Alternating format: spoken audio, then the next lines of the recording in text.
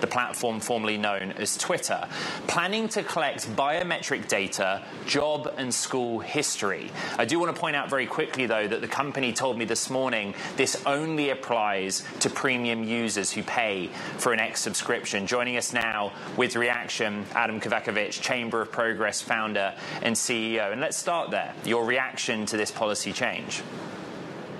Well, I think sometimes when you see companies roll out these terms of service, they're a little bit of a roadmap of their plans. They may or may not come to fruition. They write them to give them sort of maximum flexibility. But I do think these are probably a bit of a X-ray into the product plans inside Elon Musk's head. And on the one hand, it shows that Musk, like a lot of leaders of the big companies, are sort of racing to compete and invade each other's product spaces and kind of everybody kind of wants to become the everything app. That's probably great for consumers and it creates more competition. On the other hand, Musk has frankly done a lot to destroy user trust in X over the last few months. So it's kind of far from clear that consumers are prepared to follow him on this expansion agenda. I'd note that on my X timeline, at least, lots of users have responded to me saying, that they're not comfortable with this move, or they cannot believe that you have to pay for the privilege of handing over a wider set of data to X and Elon Musk. The company's position is that by having dual verification, a government-issued ID, and then a selfie or picture as part of biometrics, and those biometrics come from your government-issued ID, that it will help them crack down on impersonators. This is what the company told me this morning in a statement. What do you make of that, Adam? The ability, through this data, to tackle impersonation? Sure. Well, I think it really depends on why they're doing it. Do they need biometrics to become the next Venmo, or do they need it to solve a trust and verification problem that Musk himself created, right? Look, for payment services like Venmo, like Apple Pay, biometric data is very valuable for securing phones and transactions, and if that's why they're doing it, that's a level of security most people would welcome.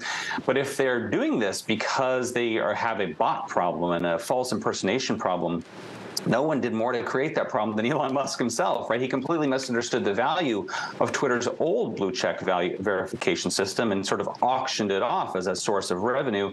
That in turn meant that a lot of bots and trolls have bought blue checks now, and it's sort of diminished user trust in the platform. So after taking all those steps, it's a bit rich to say that they need biometrics to solve the problem. It's a little like saying, we need to install a top-of-the-line alarm system because, oops, we got rid of all of our doors and locks a few months back. It's maybe best to just focus on the basics first.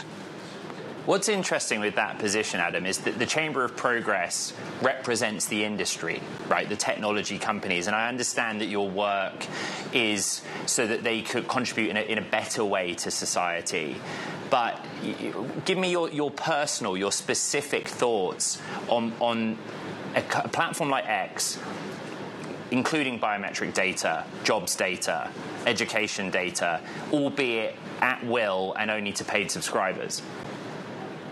Well, I think the reality is that, again, if they're doing this to inject more competition into the marketplace, for example, to compete with LinkedIn in job search or to compete with Venmo in payments or WhatsApp and messaging, all that is great. I think that it's a healthy dynamic that we have companies kind of almost having a degree of paranoia that leads them to compete with each other, particularly the big companies, well-resourced companies. That creates more options for consumers. All of that is really great. But on the other hand, the ability to do that does depend on trust. So I think, for example, a lot of people tried out Threads because they were dissatisfied with Twitter and all the changes going on there.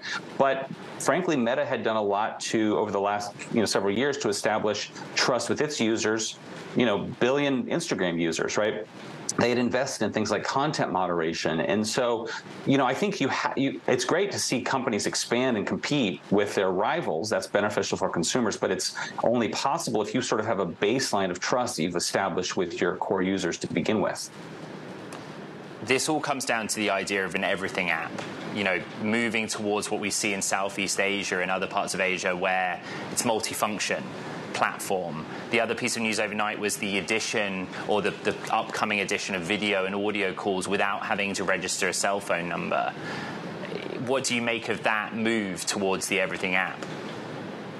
Well, again, I think in some ways, a number of companies are trying to create the Everything app. They'd all like to create the Everything app, right? You see, TikTok getting into e-commerce to compete with Amazon.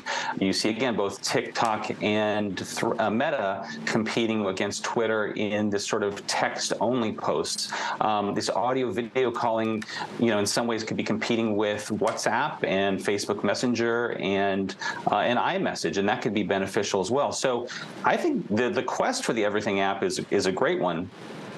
It has to be done in a way that solves a problem for consumers. I think I think a lot of times for example, when I'm doing a DM conversation with people in Twitter, or used to be known as Twitter, I could see times where that would be beneficial to turn that into a call. On the other hand, if any one follower of another person on X is able to ring them out of the blue, that could be a recipe for yes. spam calls. So it depends on how it's done, right?